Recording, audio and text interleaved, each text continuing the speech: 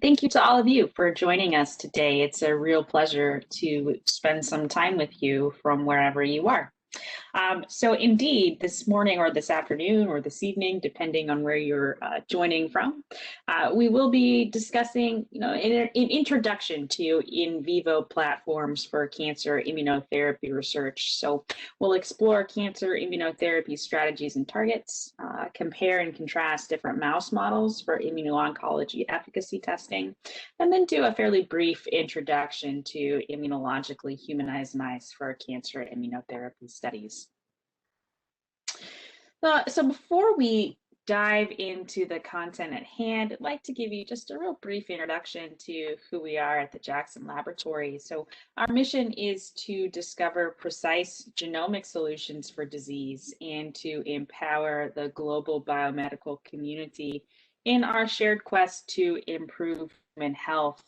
And we really do this through a number of separate but very interconnected arms. Our scientific expertise is derived directly from JAX faculty and scientific researchers, in that JAX is unique in that we're a not-for-profit biomedical research institution. So we have independently funded investigators that are working to understand some of the most complex and pressing problems relating to human genetics and disease, alongside all the rest of you.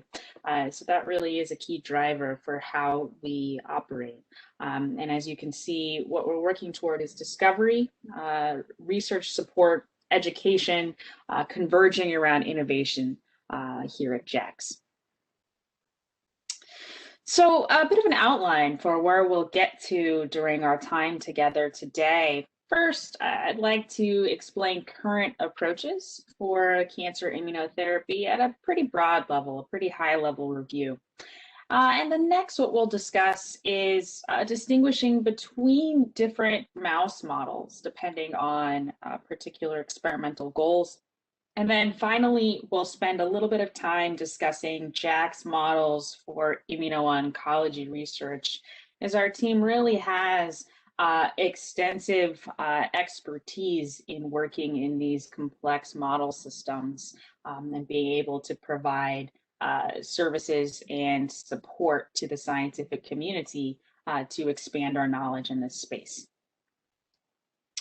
So let's go ahead and dive right into our first topic area with explaining current approaches for cancer immunotherapy. But before we dive in, I'd like to know a little bit about all of you. So Xingtong has opened a poll question that you'll see very near your Q&A box, which we do encourage you to use as well.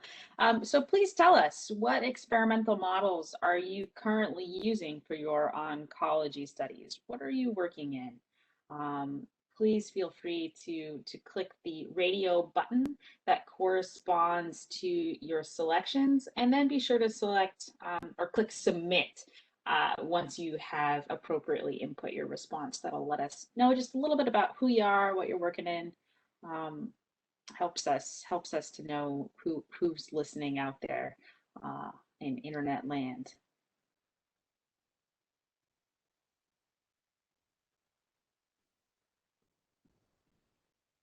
Okay, great. So looks like we see pretty high representation of human cancer cell lines in immunodeficient mice. Excellent. PDX, yep. And then also syngeneics, as well as a few using mouse cancer cell lines in immunodeficient mice. So a little bit of everything. That's great to see. That's great to see. Well, thanks so much for participating there.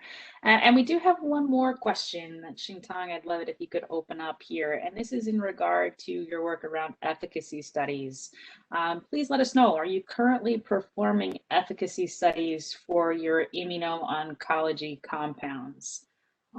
Just let us know a little bit about where you are timeline-wise, and that'll help us as well. It just helps me as I approach the rest of the content to know a little bit about where you all are coming from.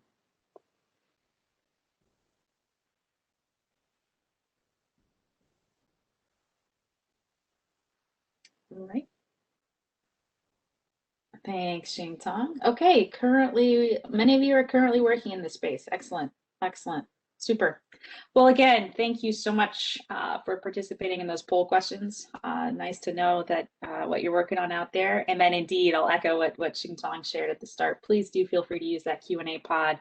Xing Tong will be monitoring that, and then we'll also be able to address some of those questions at the end. All right, so all of that said, as you're all well aware, from an introductory standpoint, cancer is really the process by which a cell loses its ability to regulate its growth and begins to proliferate in an uncontrolled fashion, and potentially invades other organs and spreads throughout the body. So the unique thing is that our immune cells have the ability to recognize and attack tumor cells through antigens or various proteins that are expressed abnormally by tumors. So tumor cell antigens can either be in the form of normal proteins that are expressed at supraphysiological levels, or they can be proteins that are misfolded, mutated, gene fusion products that have gained novel functions. So these antigens can be, so-called tumor-associated antigens, or which would be, antigens that are found or proteins that are found also in normal cells, or they can be expressed only by tumors as tumor-specific antigens. And they can differ in how they are displayed on that cell, either intracellularly or on the cell surface. But having a focus on how you're able to differentiate a tumor cell from a normal cell is really a critical kind of foundational piece of information as we approach the topic of immuno-oncology. And so indeed, as really kind of professional surviving cells and proliferating cells, cancer cells can adopt strategies that allow them to evade the immune system and promote their own growth. So as we see on this slide, there are a number of processes that are potentially dysregulated during tumorigenesis, such as angiogenesis, such as proliferation, immune evasion, DNA repair and apoptosis, cell adhesion, other mechanisms of evasion or downregulation of the immune system that all converge to allow tumor cells to continue to grow.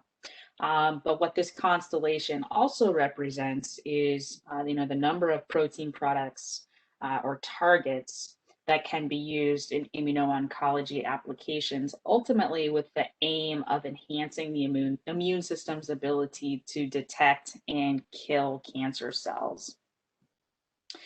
And so there are a number of strategies that have been focused on enhancing immune cell responses to tumor cell antigens, really giving rise to the field of cancer immunotherapy. So different strategies that can be used, can be cell-mediated to enhance the cytotoxicity of T cells or NK cells, or the antigen presentation to by dendritic cells, or they can be antibody-based therapies that are arguably the most common immunotherapies. There are antibodies that are specific to tumor cell antigens delivered by themselves to neutralize antigens, or to help mount an immune response, or antibodies that can be conjugated to different drugs as well. And then there are also cytokine-based therapies that can exist for a number of cancers as well. So this is kind of a broad overview of different strategies that can be employed in cancer immunotherapy, and we'll give some examples of those throughout the talk today. So as I said on the previous slide, antibody-based therapies are arguably the most common in regard to cancer immunotherapies, and they can function in a number of mechanisms that we'll see kind of with an overview here on this slide, nicely reviewed in this reference here. So one of the specific ways is via antibody-specific macrophage phagocytosis, or ADPH, where an antibody directed against the tumor antigen, has an FC or constant region that can be recognized by the macrophage FC receptor, ultimately allowing stimulation of phagocytosis so that macrophage can go on to engulf the tumor cell. In parallel, what you can see is complement-dependent cytotoxicity, which requires antibodies to function to bring complement components together, which would be those secreted proteins that can ultimately poke holes in the plasma membrane of a cell. So the assembly of the complement complex and then the membrane attack complex that you would see here would go on to facilitate tumor cell killing. So that would be complement dependent cytotoxicity, or CDC. And then you're likely familiar with ADCC, antibody-dependent cell-mediated cytotoxicity, as an important mechanism that can be employed here. So in general, an antibody will bring a cell that can be a professional killing cell, a natural killer cell, to the tumor cell. And then here we can see that NK cells secreting granzyme and peripherin to ultimately lead to cellular killing. And then lastly, what we see on this slide is a schematic of cross-presentation and T cell activation as a way of harnessing the power of T cells to target and kill that cancer cell. So a number of different strategies that can be employed in cancer immunotherapy mechanisms. So what we see here are just a short list of a number of immunotherapies that are available in the clinic today. And the thing that I'd like to highlight here is that these clinically available therapies all needed to be tested in various preclinical models. And that really is the informing piece for today's talk. Right. So what we'll do moving forward is work to highlight examples and systems from such preclinical evaluations. So that takes us to our next phase here, where we will distinguish between and choose appropriate mouse models for these different cancer immunotherapy preclinical studies. So when it comes to establishing mouse models for immuno-oncology research, at a rudimentary level, at a very high level, what we need to consider are the cancer and the immune system, or the immune system component in the model. So you need to think about the cancer that you're trying to model. Where is it from? Is it a mouse tumor in origin? Is it a human tumor in origin? And what is the component of the immune system that you need to have functionality with in order to study the expected mechanism of action of your particular therapeutic agent? So we'll start with speaking about immunocompetent mice. So these are your typical inbred mouse strains that are often used for cancer immunology studies. And we can see those here, a number of them listed. The obvious advantage to using immunocompetent strains is that they have a fully intact and functional immune system. There are also a whole host of immunodeficient mouse strains that are also available for use. And depending on the type of cells you wish to engraft and the responses that you wish to measure, different strains may be more or less appropriate. So we'll highlight some examples using such strains a bit later on. So let's start by speaking in a bit more detail about immunocompetent models. So a key benefit of working with immunocompetent mice is that they retain a fully intact immune system in that mouse to enable modeling of kind of a normal response. So what we also have is that they're relatively inexpensive. and that they allow you to work with syngeneic systems. So engrafting a mouse tumor cell line into the appropriately matched genetic background tumor host. So what this allows you is quite a bit of flexibility for experimental approaches that would require in vitro modification of cell lines that can then be, engrafted in those syngeneic hosts. And the other thing is that in many cases, these are cell lines that are highly characterized and quite repeatable and indeed relatively inexpensive. So these are excellent for proof of concept studies for preclinical studies.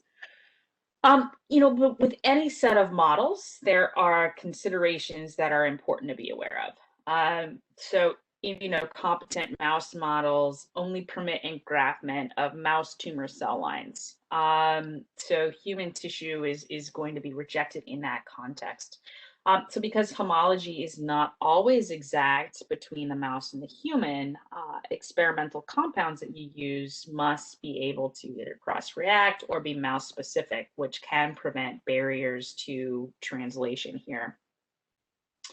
One strategy that can exist around this limitation is the potential use of custom model generation techniques, such as CRISPR-Cas9 to genetically humanize specific epitopes, which may allow for broader translatability. So just kind of a broad overview there. So let's go ahead and dive into a couple examples. For our first example, the investigators in this study, you can see the PubMed ID shown at the bottom of the slide. If you'd like to really get into the details of the publication and the experiment, we'll make that available to you. But the investigators in this particular study that we've taken an example from tested the efficacy of an epidermal growth factor receptor targeting therapeutic antibodies, cetuximab here, in inhibiting the growth of a tumor in immunocompetent BALB/c mice. So they use the EGFR HER2 positive tubo cell line in BALB/c recipients. And we can see in this particular panel, when we look at tumor volume, we can see it down here as well, and I'll highlight what we're looking at over here in just a moment. We can see that in tumor volume shown on our y-axis and days after inoculation, that we have a significant blunting of tumor growth when the mice are administered the anti-EGFR antibody here. And we can see that this is mediated through an intact Fc gamma receptor, as we do not see the abrogation of tumor cell growth in mice that have an Fc gamma receptor knockout. And so in this panel, there's some particularly interesting questions that the scientists look to answer.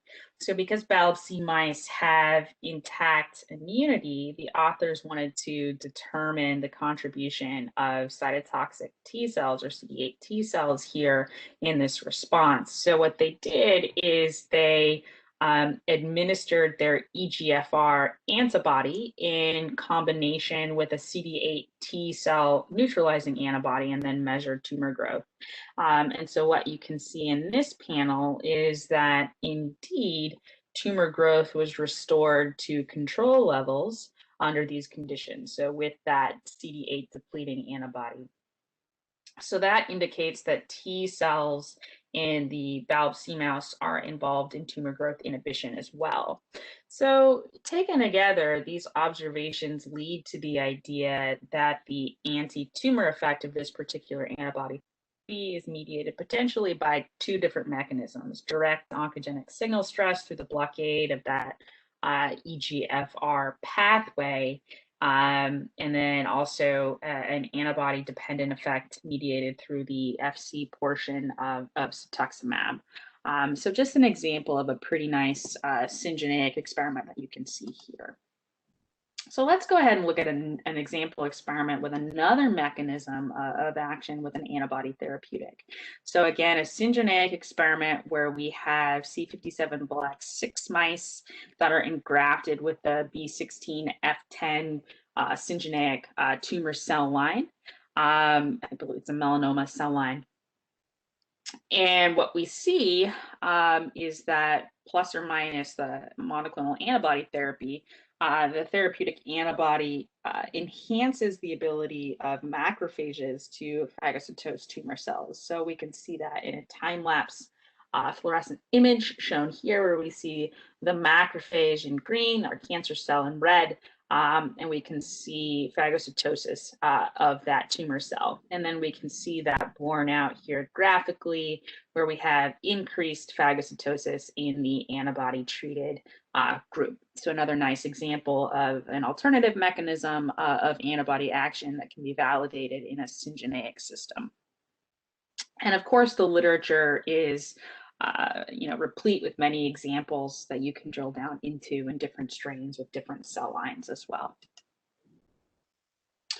So now that we've seen examples of the utility of immunocompetent strains in immuno-oncology studies, I'd like to spend a bit of time discussing the use of immunodeficient host strains.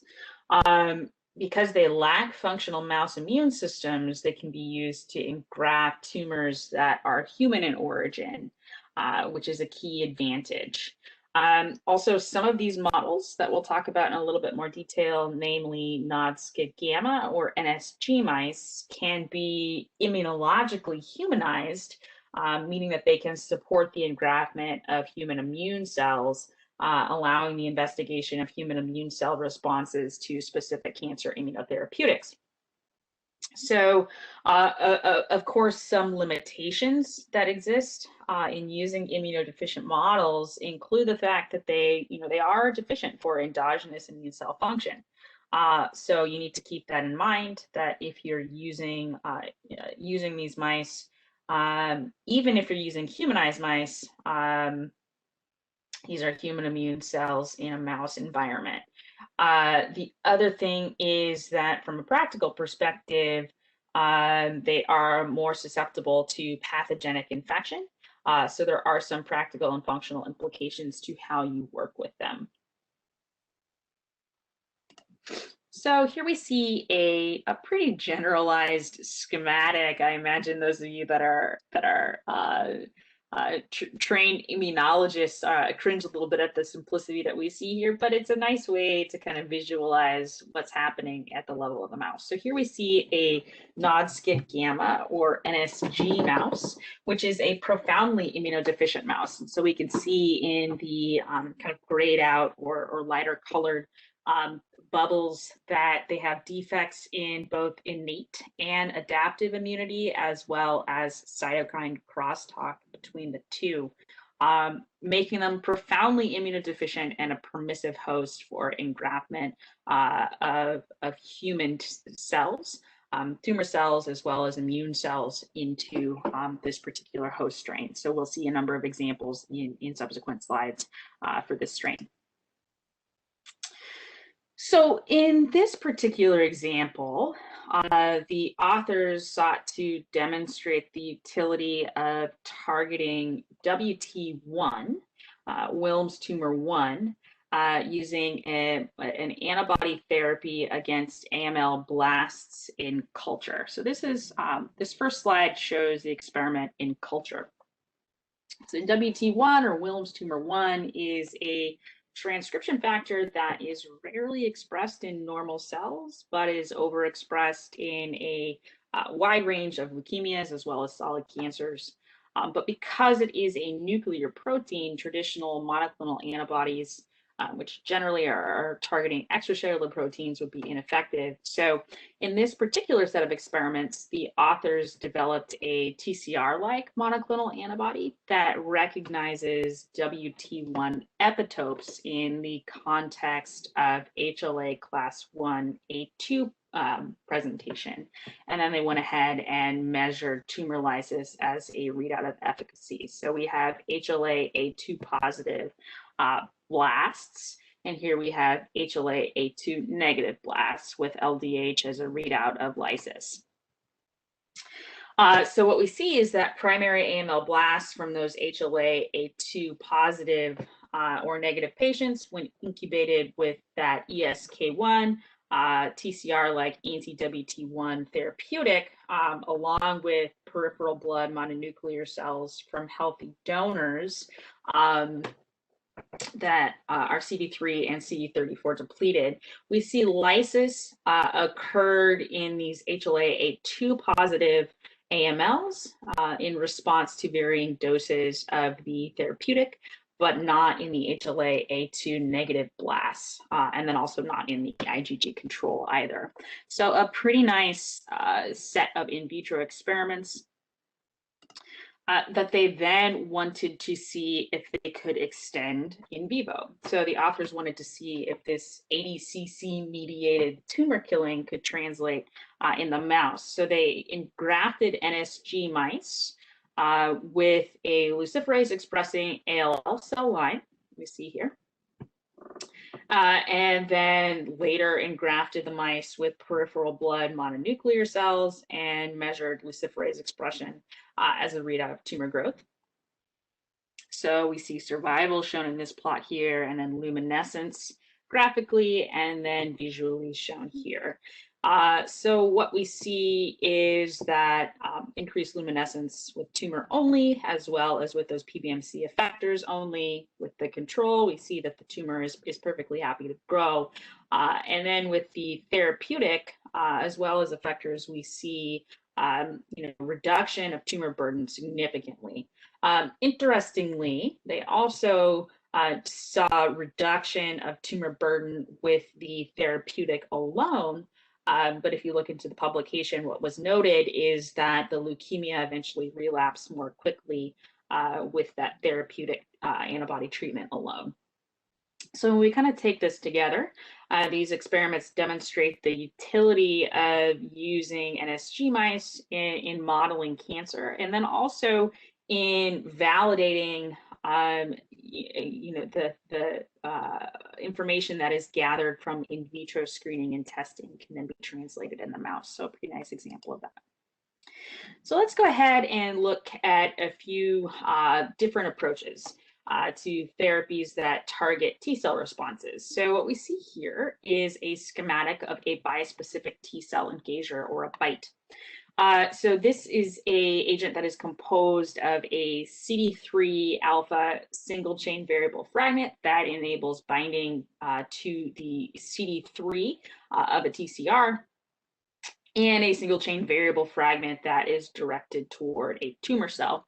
And so ultimately what these agents are designed to do would be to function and bring the T cell in close proximity to the tumor cell, forming this cytolytic synapse to induce tumor cell killing. So here we see an example of a BiTE directed again against the WT1 epitope in AML cells, also engrafted in NSG mice. So these AMLs are labeled also with luciferase, allowing in vivo imaging of tumor burden over time. And so what we can see is that pretty nicely, the human T cells, along with a control BiTE or with the therapeutic BiTE, which is much more effective, we can clearly see that tumor burden as measured by luminescence is diminished with that therapeutic, as a nice example of how these systems can be set up. So these sort of systems can also be set up to study efficacy of chimeric antigen receptor engineered T cells. So CAR T cells are generated by modification of T cells to include a target binding domain to direct the CAR T directly to the tumor.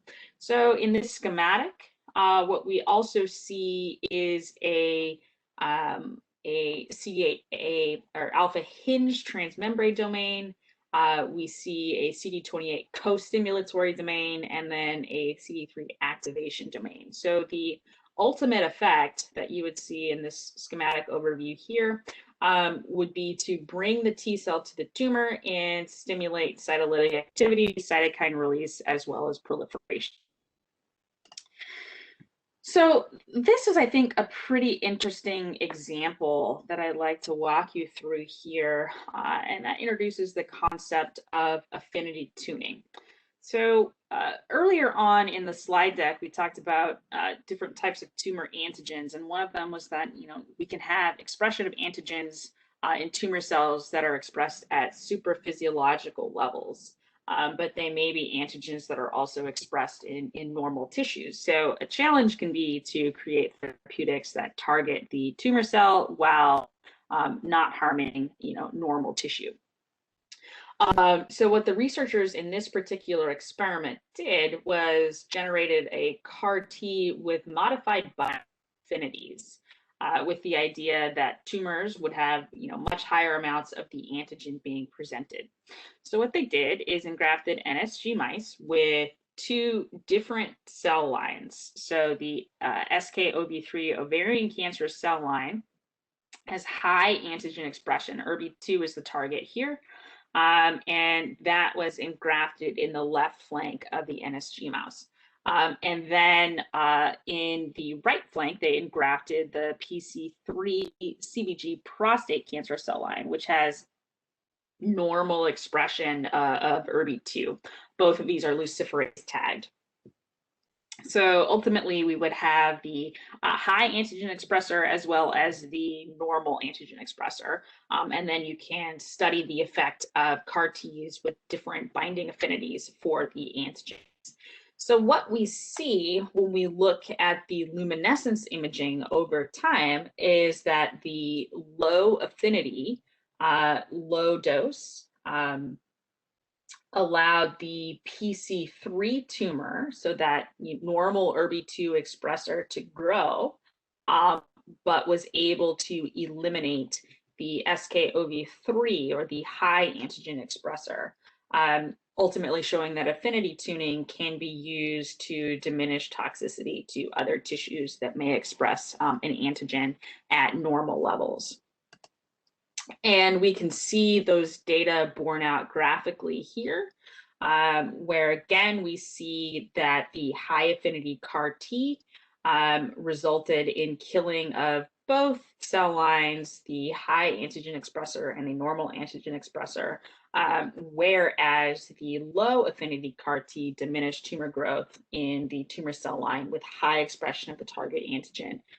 But the low expressing or normal expressing antigen PC3 cells, as kind of a surrogate for normal tissue, were able to grow effectively. So a pretty nice example there. All right, so for our final topic area, what I'd like to do here is provide you with an introduction to the use primarily of CD34 positive hematopoietic stem cell humanized mice for immuno-oncology applications. So, these humanized systems are pretty powerful and pretty complex, and they can exist both, and the humanization can be accomplished through a number of means. CD34 positive hematopoietic stem cell engraftment, as well as peripheral blood mononuclear cell engraftment, represent different platforms that can function in different ways. So if you have interest beyond what is discussed in this talk, please feel free to reach out to us at micetech@jax.org. And we would be glad to engage with you around this topic as it pertains to your particular experimental needs. So these slides are really going to be focused primarily on the CD34 positive HSC method of humanization.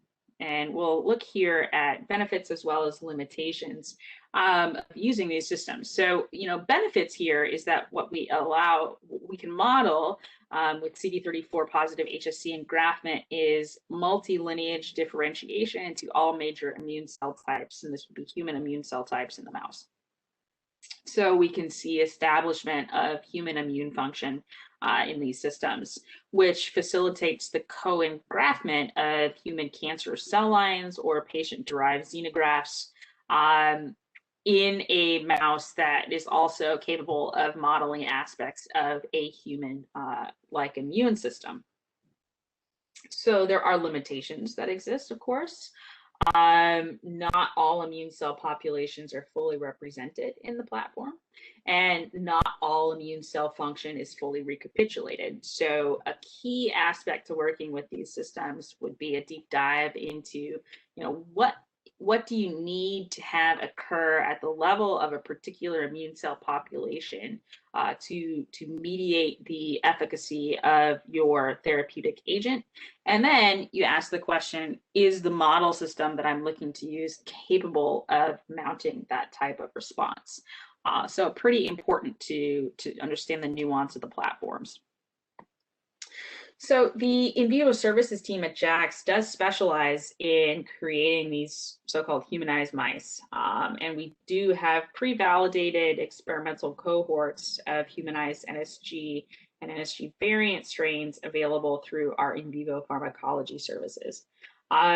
So what we see in our example here is kind of the methodology around CD34 positive HSC humanization. So first we have a preconditioning myeloablation step to give the engrafted hematopoietic stem cells engrafted by tail vein injection a competitive advantage to home to that bone marrow niche. We wait to enable differentiation of those HSCs into all major immune cell populations. And then we arrive at our CD34 positive HSC humanized mouse, which can be used for a number of research applications, from infectious disease to gene therapy to cancer studies, as we're zeroing in on today. And here we see some examples of the NSG variant strains that we use to humanize. So NSG on a regular basis, as well as NSG-SGM3, which we will talk about in the next couple of slides here, which has the addition of a transgene driving expression of 3 different human cytokines, ultimately, which results in enhanced myeloid cell production in this system. We also have the NSG IL-15 model. So it's the NSG-based model with the addition of a transgene driving expression of human IL-15. And the unique benefit of that particular host strain is that when engrafted with CD34 positive HSCs, we have enhanced natural killer cell production in that platform.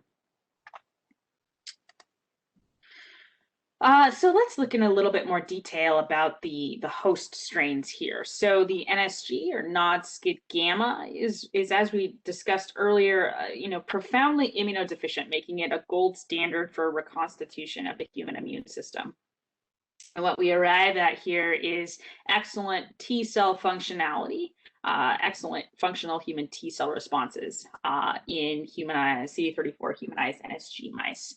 They do have limited human myeloid lineage development, which is where the NSG-SGM3 enters into our equation. So again, as I mentioned briefly in the previous slide, it's the NSG model with the addition of a transgene from Dr. Connie Eves' lab that drives expression of human IL-3, CSF2, and KIT ligand, which does promote the development of normal human myeloid cells after HSC transplantation.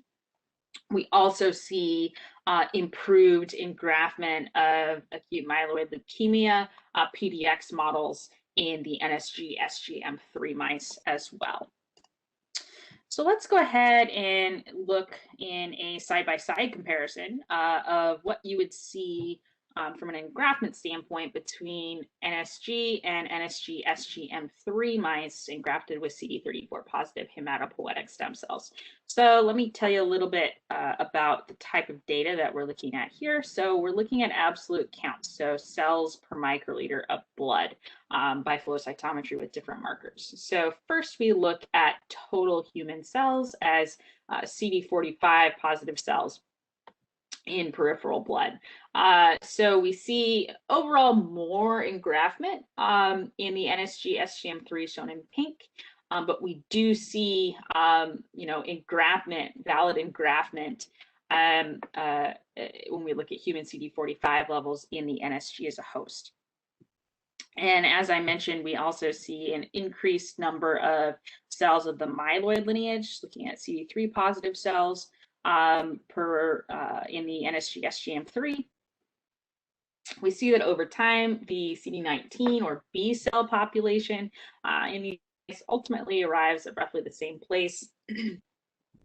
And we see, just greater expansion early on and sustained of CD3 T cells in the NSG-SGM3.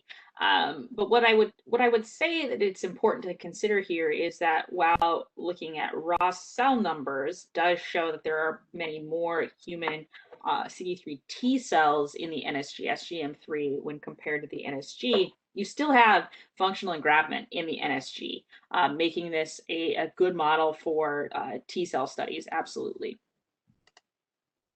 So we can look at different T cell populations in more detail here, which, as we highlighted on the previous slide, you have ultimately greater numbers of human CD3 T cells in the NSG-SGM3, as well as greater expansion of CD4 and CD8 T cells there.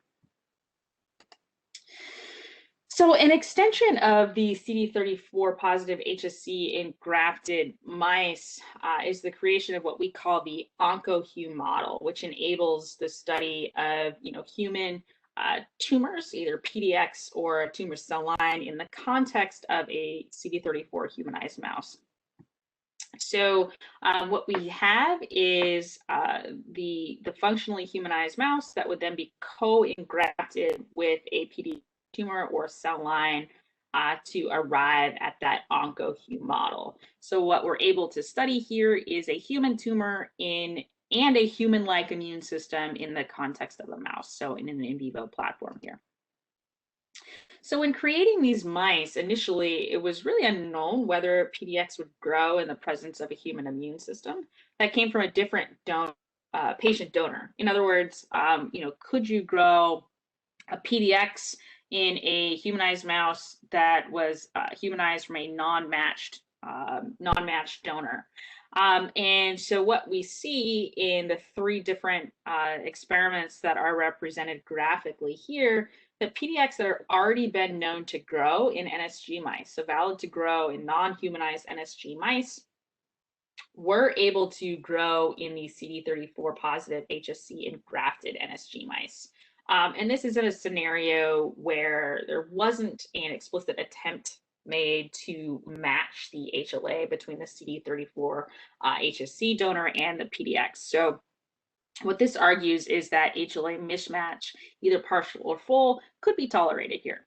It is recommended that PDX growth kinetics should absolutely be tested for each model before you would enroll in a larger study, because while most PDX tumors that have been validated to grow in NSG mice do grow in a CD34 humanized system, this is not always the case.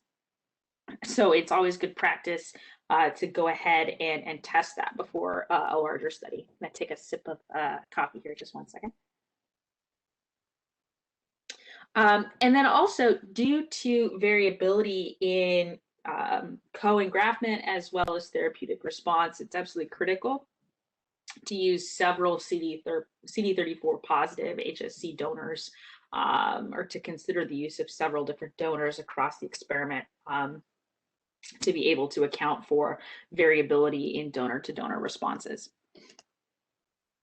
So as an extension to the previous data, a question that was also important to ask is, do you have immune cell infiltration in the tumors that are engrafted in these humanized mice? And so what we see in the pink would be percent of human CD45 positive cells in tumor tissue in our different PDX models that we saw in the previous slide. So soft tissue, breast and lung in the pink, the humanized, and the non-humanized NSG in the green, where in all of these cases, what we do see is that human immune cells indeed infiltrate the tumors in the engrafted mice.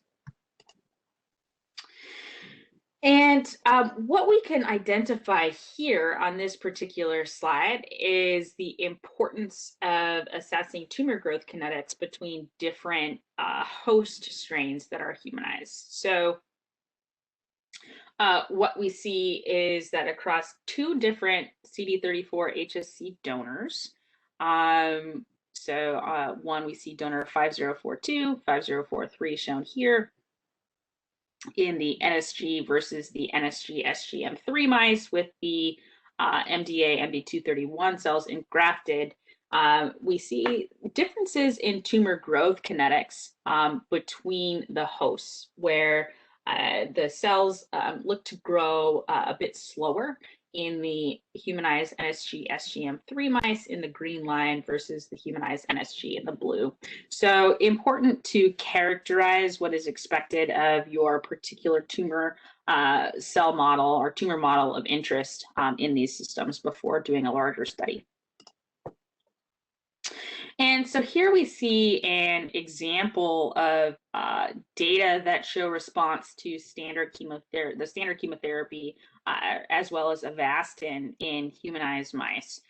So we have fresh tumor on engraftment, and we have human CD45 levels that are greater than 20%. And indeed, we see in the 5FU as well as Avastin groups suppression of tumor growth. And we see this borne out when we look at the histogram as well. So let's go ahead and in the last couple of slides, and again, this is just kind of a taste. We have much more information to share with you if it is of interest. We'd like to touch on the use of humanized mice to answer questions about the ability of agents to modulate the activity of human immune cells in the context of tumors. So an important thing to note here is that the recognition of cancer cells by the human immune cells in this context is likely going to be xenogenic and not necessarily specific there. So the main point to drive here is the ability to modulate the activity of human immune cells in vivo and study their effect on a human tumor. So what we see here, and we'll see this in an example in the next couple of slides, is the mechanism of action of pembrolizumab with an anti-PD-1 modulating that PD-1-PD-L1 interaction to ultimately facilitate bringing that tumor to an effector phase against that cancer cell. And again, the recognition is likely allogeneic in this system. So here we see an example of tumor growth inhibited in a breast tumor model. So we see pembrolizumab treatment shown in our green line and vehicle shown in the black. We can see that borne out from individual mice, looking at tumor volume change over the course of the study. And a hugely important point that I'd like to really highlight pretty heavily here is the use of 3 different CD34 positive HSC donors in this experiment. So we use mice that are engrafted with CD34s from different donors spread across all arms of the experiment. And that's going to enable us to accommodate for the effect of, a donor specific effect on your results. So it's really key. And the functional impact of this is that these experiments do tend to get quite large quite quickly, which is why the earlier validation steps that I've highlighted are pretty critical here. So as an example, here would be a study using pembrolizumab as well, using just one donor, and you can see that you don't see a response in terms of a reduction of tumor burden. And to extend that a little bit further, when you look at PD-1 levels on immune cells, so engrafted CD45 positive, human CD45 positive cells in tumor tissue, what we see is that we see a dramatic reduction in the pembrolizumab treated mice of that staining, which does show, so showing that here, which does show that the agent found its target and blocked the ability of the FACS reagent to bind. But even with the binding of the therapeutic to its target, it didn't necessarily translate into a reduction in tumor cell volume, as we saw in the previous slide. So taken together, The data highlight the utility and really essential nature of using several different tumor types, as well as several different donors when testing these sorts of treatments.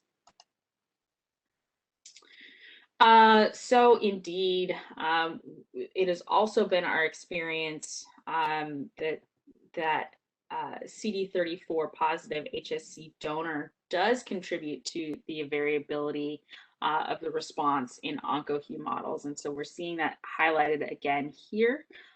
We have the same PDX tumor with two different HSC donors, and we see pretty significant differences in terms of the response as in the model system. So again, just to reiterate the need to use multiple donors distributed equally across all arms of your experiment to reduce risk. The other thing that is of note is that these non-responders can be further queried for, mechanisms of resistance in these model systems as well. So some key considerations for using the Onco-Hu platform. Selection of mouse host is going to strongly influence immune cell types that are present, as well as may affect tumor growth rate. And that data do support that HLA between the CD34 donor and the tumor donor may differ.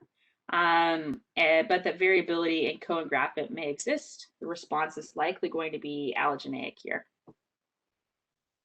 And that there is expected to be variability depending on CD34 positive HSC donor in response to standard of care therapeutics, as well as any test articles that you're using, as well as the level of immune cell infiltration is also expected to vary between different tumor models that are used. So in the last little bit, what I'd like to orient you to are a few more models that JAX has available for supporting immuno-oncology research, and then we'll make time for a few questions here before we close out today. So what I'd like to highlight is that we have a number of different NSG variant strains. I think it's close to 50 different NSG variant strains at present. And many of them have significant utility for cancer, immuno-oncology, and efficacy studies. If you are interested in working in an HLA restricted context, we have HLA class 1 and class 2 transgenics. And also an MHC class 1 and class 2 double knockout, which is particularly useful for peripheral blood mononuclear cell humanized systems, which we only touched on very briefly in this talk today. But the advantageous nature of that particular model is that you have significantly delayed onset of graft versus host disease in PBMC and grafted mice that have that MHC class 1 and class 2 knockout, enabling longer experimental window with that to ultimately increase what can be done in those systems in regard to oncology work as well.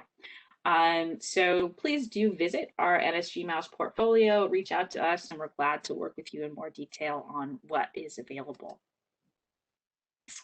And indeed, we have research-ready humanized mice available to supply to you quite quickly, as we saw in our schematic of humanization.